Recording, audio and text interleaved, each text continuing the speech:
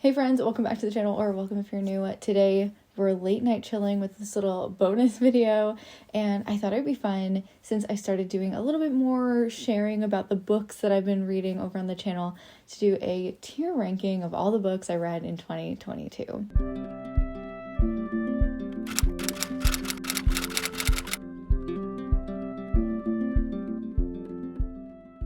Disclaimer, if you don't like romance books, this is not the place for you.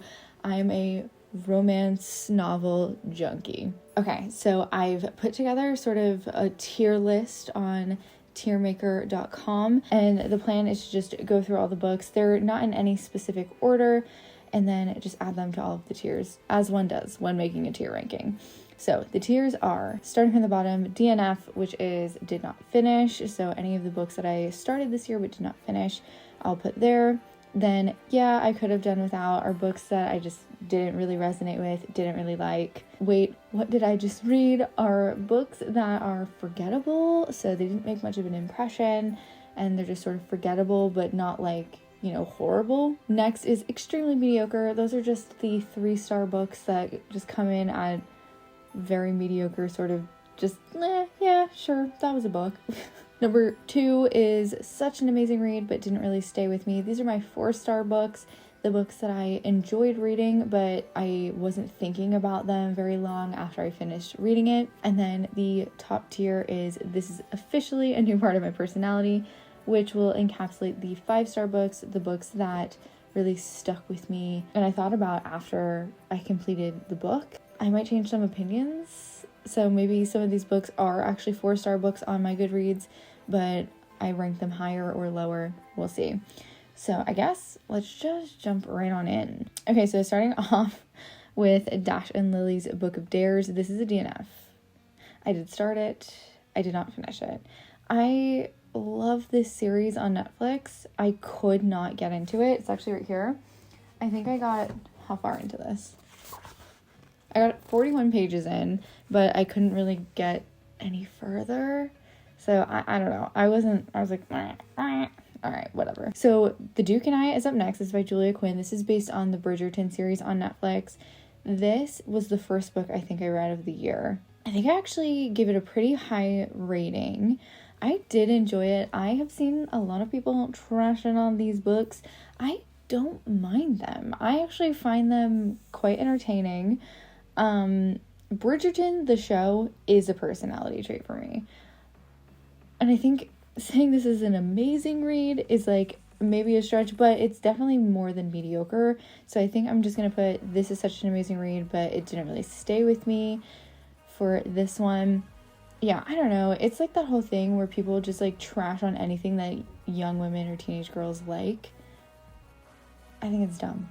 If you like what you like, don't like what you don't like, but don't not like it just because it's like something young women or teenage girls find interesting. I don't know. Next is The Tales of Beetle and the Bard. This is a sort of offshoot from the Harry Potter series. I loved this. I really enjoyed this. This is officially a part of my personality. Harry Potter is a part of my personality just in general, and so getting to read sort of this book was a lot of fun. Okay, The Bookshop of Second Chances. I read this book and I had a really hard time getting into it at first. This is about a young woman who ends up getting divorced from, or is in the middle of a divorce because her husband is cheating on her with like her best friend. And she goes to the countryside to sort of just reset after her uncle left her his home. And she's really into books. She's a big reader. And he ends up having like a bunch of rare books in his home. And while she's away, she decides to start working at a local bookshop. And then a sort of romance sparks between her and the owner. I didn't really buy their relationship for most of the book. So I think this is going to have to be extremely mediocre. Okay. Before we can talk about The Girl Who Chased the Moon, I think we have to talk about garden spells. So this year, my younger brother's girlfriend, Chloe, she recommended that I read this book called Garden Spells by Sarah Addison Allen. It's a magical realism book. It's got a little sprinkle of romance, but it's not really the highlight of the book at all.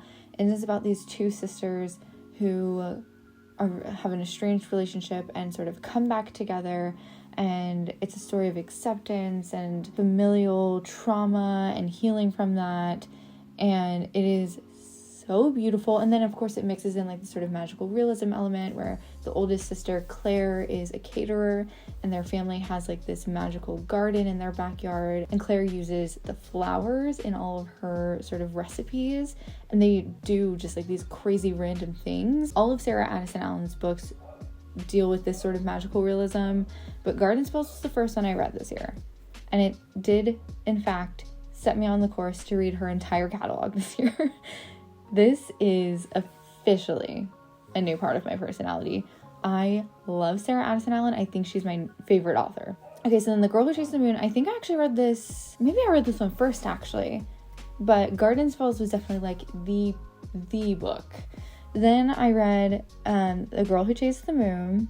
This is about a young woman who moves back to the place where her mother was born. I believe she was staying with her grandfather, if I remember that correctly, after her mom passes. And she's, again, sort of grappling with self-identity and belonging and familial trauma. And then she meets this boy, and they have this sort of Romeo and Juliet forbidden romance kind of thing because her mother was this misunderstood person. It is so magical, so fun.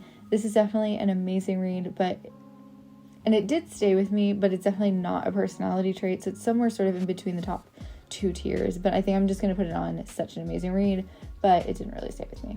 Peach Keeper is the next Sarah Addison Allen book I read this year. This one stuck. This one is so good. It is my second favorite SAA book, and it is incredible. All of her stories sort of deal with this sense of belonging, which I think is something I deeply relate to, which I think is probably why I love her book so much. But this one particularly deals with 2 women. One's a business owner and she lives on her own, and she sort of is very sure of herself in some ways, but not so sure of herself in others. And then a young woman who is living at home. I really deeply related to her, and she's like in her maybe late 20s, early 30s. She lives at home with her parents. She has like a sort of separate like guest house, but she lives at home, and she just has for so long lived in this shadow of her parents' fear of her growing up and moving on. And they stumble upon a murder mystery for this like club event that they're ancestrally a part of. And it sets them on this journey of friendship and self-discovery, and it is so beautiful. This is a great autumn read. If you guys need like an autumn book for next year, 10 out of 10 recommend. I guess we can just keep going with the Sarah Addison Allen books. Okay, I see I have Other Birds on here twice, but Other Birds is Sarah Addison Allen's most recent release. It came out this year, and I have to tell you, it wasn't my favorite.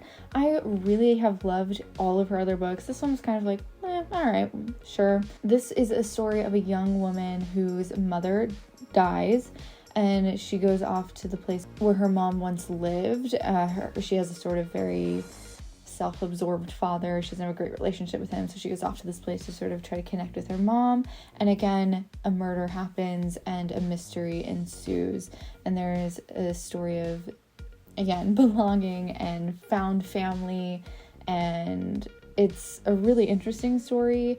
It also has some crazy twists and turns at the end. It does feel very different from a lot of her other books, so it's like, it's alright. It's alright, mate. I think it definitely wasn't a mediocre read. It was a good read. I definitely gave it 3 stars, I think, or maybe 4, but I think it's kind of forgettable, so I'm gonna put it in, wait, what did I just read? So I think I give it like 3 or 4 stars because I enjoyed the read. It was just sort of like, alright, sure.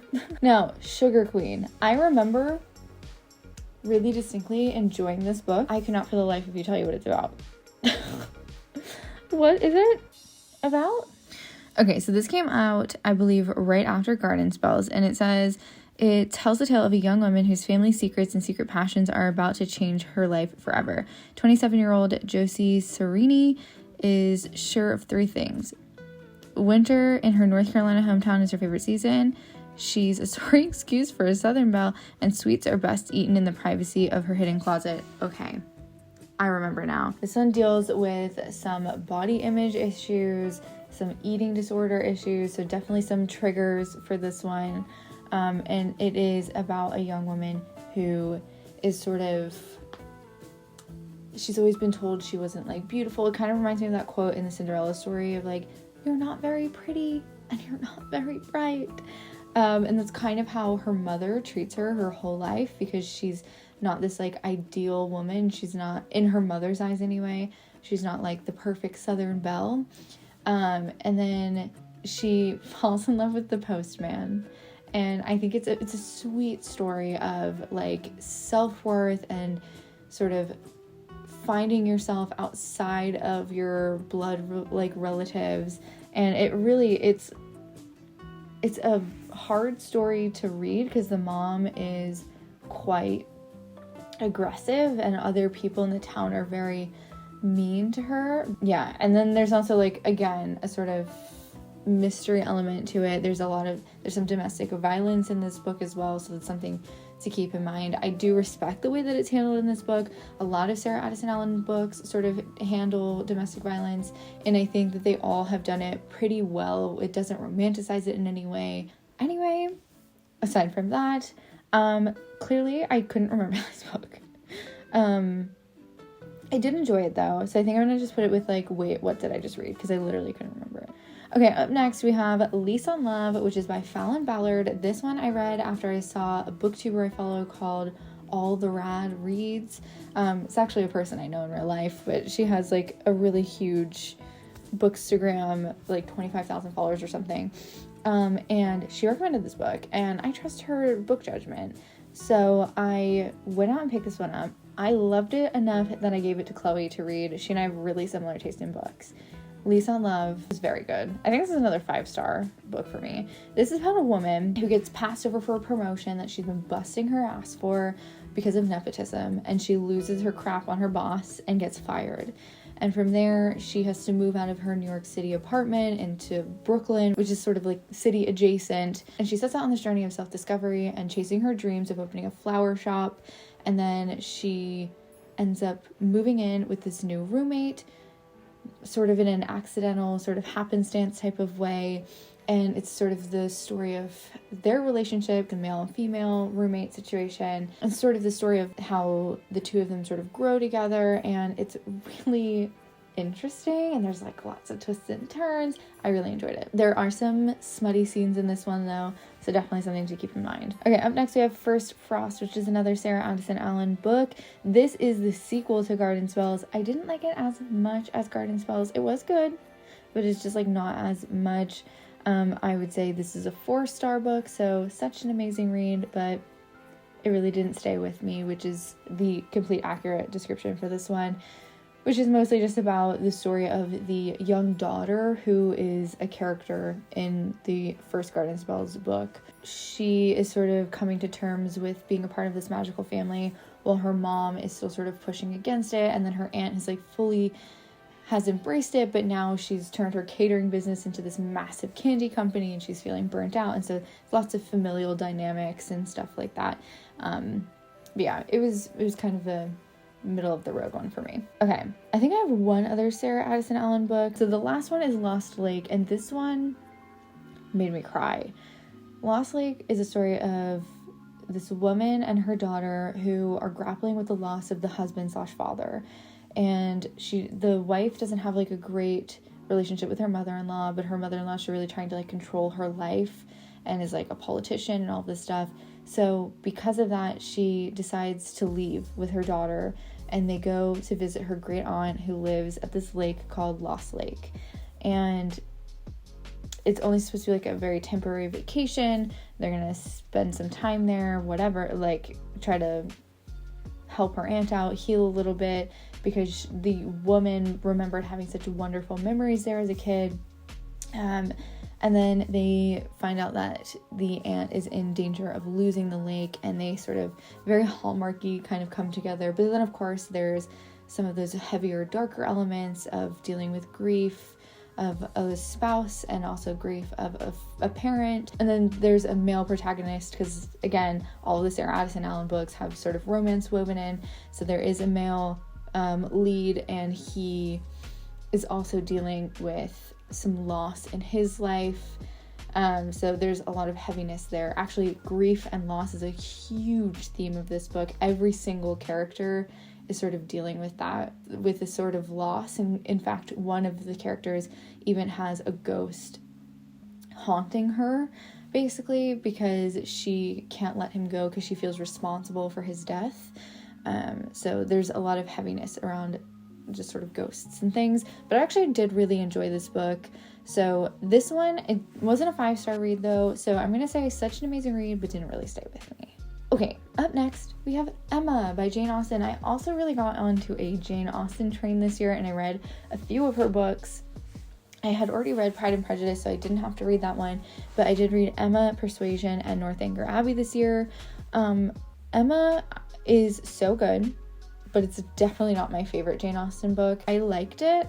I enjoyed it. You cannot call something like a classic like Emma mediocre. So this is definitely just such an amazing read, but it didn't really stay with me.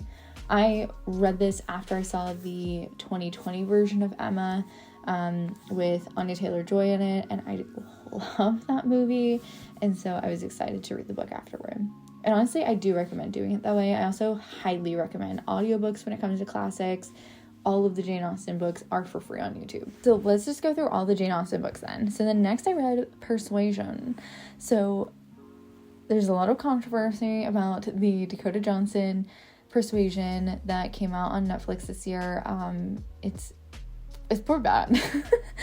It's like one of those movies that's like pretty bad, but I can't stop watching it because like it's nothing like the book, really. I mean, like, it is, but it isn't. You know what I'm saying? Like, Anne Elliot is, like, a totally different character in the book than she is as she's portrayed in the movie. The things about that movie that really grinded my gears were more, like, the modern colloquialisms and dialect that they try to intertwine in something that is set in the Regency era.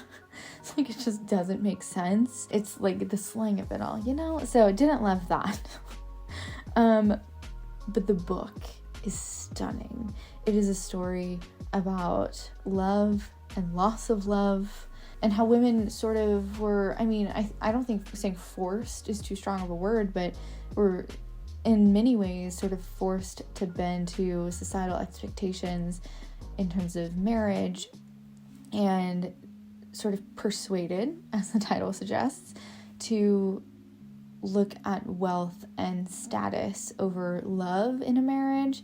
And so it's just this tragic story that is so beautiful in so many ways, about love and the loss of love and second chances. And I loved it. This is one of my new favorite books of all time. This is a 5-star for me. This is definitely a new personality trait.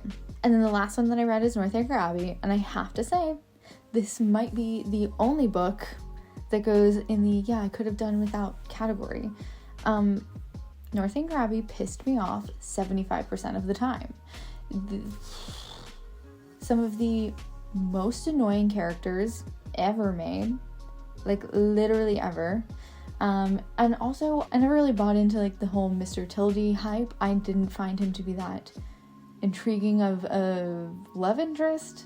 I found him quite annoying. I like Catherine a lot. I think she's really sweet. I think she's really cool. I think she gets the short end of the stick in this whole spiel. And the Thorpes are maybe the worst characters ever written.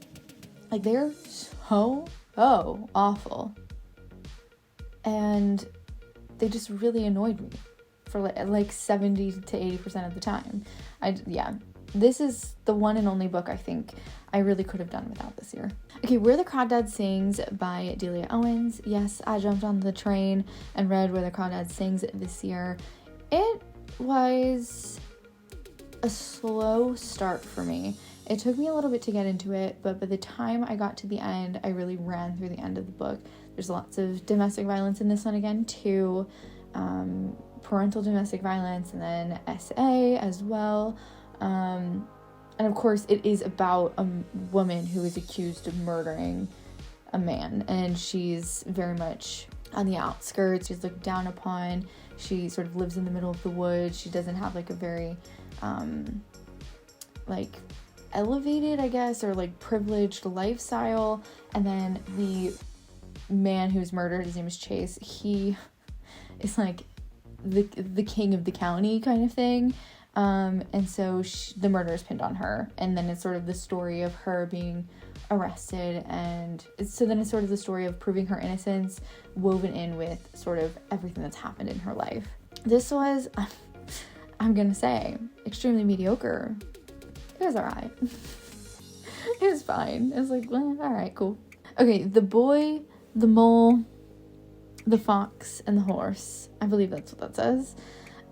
This book is so cute. So this is a children's book. I am writing a children's book series, and so because of that, I like to read quite a few children's books. This is so cute. If you have kids, this is an incredible book. There's so many beautiful lessons about found family and friendship and kindness and not judging people by their outward appearance, and it is just and self-worth. And it's just such a beautiful book. I'm so happy I bought this because one day when I hopefully have children, this is a book I will definitely be reading them. Guys, this is a 5 stars. This is a 5-star book. This is officially a new part of my personality, and I cannot wait to read these to my baby cousins. The Secret Society of Irregular Witches was another Chloe recommendation. Incredible. I loved it. It was so fun. I think this was the perfect sort of lighthearted, spooky, witchy romance that I needed for October. This is a 4 stars. So this is a mystery mixed with a love story, mixed with like some witchcraft and again sort of found family, things like that. Love it. It was so good. It did stick with me, but it's definitely not a new personality trait. So we're going with tier 4. Okay, All I Want for Christmas. This one broke me. I wanted to love this book. This is another one. I think I've decided I don't like the miscommunication trope because that's the main shtick with this book. It's these 2 people who are competing in this talent competition show, and they end up getting paired up together, sort of like what happened to One Direction. Like they all were competing individually and then they became a band. Same thing. And he's like this well-known, comes from a famous family guy. She's sort of like an unknown artist who's been trying to make it in the industry, is having a hard time. They pair them together, people love them, and then they're like faking a romance, but then they like actually start to fall in love, but then the other one doesn't actually know that they have feelings, and then they just keep hurting each other's feelings and fighting and being insensitive to each other, and it annoyed me. And to be honest, this is another one I think actually that can go on I could have done without. It kind of was just annoying, and it's like I read it thinking it was going to be like a feel-good Christmassy kind of book. It was like not. I was like, nah, all right. After that, I actually read Book Lovers. I loved Book Lovers. It did take me a minute to like really sink into the world, but then I was like, I love Emily Henry's writing style. I love how complex she makes all of her characters. This is obviously a huge book on Book Talk this year. I loved it. This is a new part of my personality. I will be reading more Emily Henry books. I also just recently got Normal People by Sally Rooney, so I'm nervous and excited to dive into that. But yeah, Book Lovers is so cute. It flips the whole Hallmark concept on its head. And it's really more like the city girl goes to a small town, but like is so conscious of the fact, because she's experienced the whole Hallmark trope in her own life where like men have left her for small town girls. So she's so cognizant and like conscious of that trope that she really like pushes back against it. It was really, really interesting. And it's a sister's story as well as like a lover's story. And it's very cute. Okay, The Mistletoe Motive. This book also, I was like so on the fence about. I don't love the writing style, but what I do love about this book is the disabilities representation. I don't think that there's a ton of literature that I've personally been exposed to that really highlights people with either neurodivergency or sort of illnesses. So this book has 2 main characters. One of them is autistic and the other one is type 1 diabetic. And I think that it's so great that it highlights them as people who are living happy, healthy, like wonderful lives, whereas like a lot of the times I feel like literature or even media in general about people with these different types of disabilities often make it so that their life has to be difficult. So I loved that this book gave them settled, happy lives. It did take me, like I said, a minute to get into it. This is probably the smuttiest book I read this year as well. Like I was not expecting it. Very smutty. But I actually did enjoy it by the end. I think this is a very 3-star book for me. It's the writing style that I didn't really love that much. It took me a while to be like, all right, sure. And also there's like a whole angel and demon on the shoulders trope that is like very conscious. Like the female protagonist will literally talk about the angel and devil on her shoulder and like give them dialogue. And I didn't love that. So this is going to be extremely mediocre for me. Okay, controversial. I did not finish this book. The Secret History by Donna Tartt. I tried, guys. I tried. I know everyone loves this book. It's like the dark academia book. I tried physically reading it. Found the characters far too pretentious for me. It was just pissing me off the whole time. And I know that this is a commentary on dark academia and sort of academia in general and like how dangerous it can be to be so elitist. But I just was getting so frustrated with the characters. So then I tried the audiobook. And no offense to Donna Tartt, she narrates the audiobook. I couldn't listen to her voice. Something about her accent and mixed with the snobbery, just, I couldn't do it. I couldn't do it. So I didn't finish it. But I do still have the book, so like I might try it again. I might. I don't know. I wasn't enjoying it at all though. So I put it down. So we already talked about Other Birds, which I accidentally put on here twice, and Garden Spells. So the next one is the throwback list. I also didn't finish this one, but I do plan to finish this one.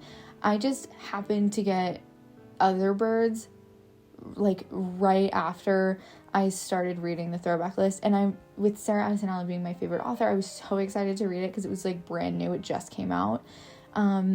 And so I just put it aside. I do want to finish reading this, so I'm definitely going to try to read this in 2023. Okay, Before the Coffee Gets Cold is another book talk book. People rant and rave about this one. My friend Kelsey recommended this one on her Instagram, and so I was like, all right, I'm going to give it a try. I liked 50% of the book. So it's broken into 4 different vignettes, and I really enjoyed 2 of them. The other 2 I couldn't really get into as much, but I think this is kind of like a what did I just read? I have vague memories of like each of the vignettes. Can't remember the second vignette, and the first one I literally couldn't care less about. So it was kind of sort of forgettable to me. And I'm definitely not going to read the sequel, I don't think, because I just didn't enjoy it as much as I thought I was going to. Okay, up next is A Christmas Carol. This is a classic by Charles Dickens. I read this for some Christmas vibes. And actually, there's an audiobook version of this on YouTube as well that I do recommend. It is so beautifully done. This is not a personality trait, but it is amazing. And it did stick with me. So I am going to just give it the 5-star ranking. I really enjoyed it. Obviously, The Christmas Carol is a classic. There's so many movie renditions of this and play renditions, but I do recommend actually giving it a read. It was really, really entertaining. And the last book is actually what I'm currently reading, so I'm not quite done with it yet, but it is called So This Is Love, which is written by Tracy Anderdine, who is actually a Hallmark screenplay writer, and this is a sequel. So I read So This Is Christmas last Christmas.